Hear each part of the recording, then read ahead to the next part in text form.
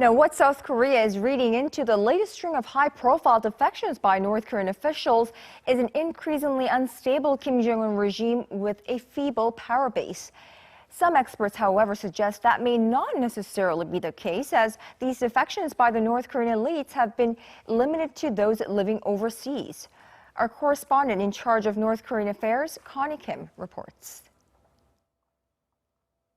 North Korea's recent string of high-profile defections has led to speculations on whether the Kim Jong-un regime has become unstable enough to have high-level officials lose their loyalty to Kim and abandon their posts.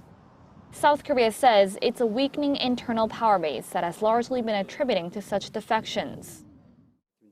The stream of defections is the result of Kim Jong-un strengthening his power base with his politics of fear and the regime's growing internal instability.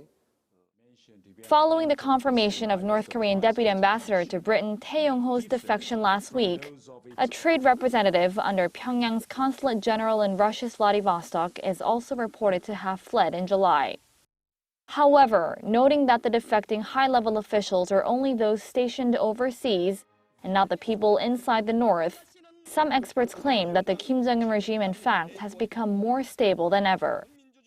A North Korean defector in South Korea says Kim will likely focus on improving people's lives within the regime to prevent defections, but that move could eventually be counterproductive for the people. Kim will likely improve livelihoods by allowing them to conduct economic activities more freely. But then the people would have to pay more taxes, which in turn would be a huge burden and barrier for them to improve their economic status.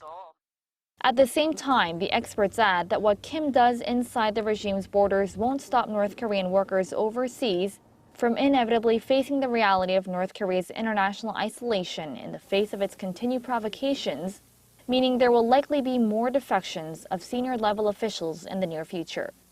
Connie Kim, Arirang News.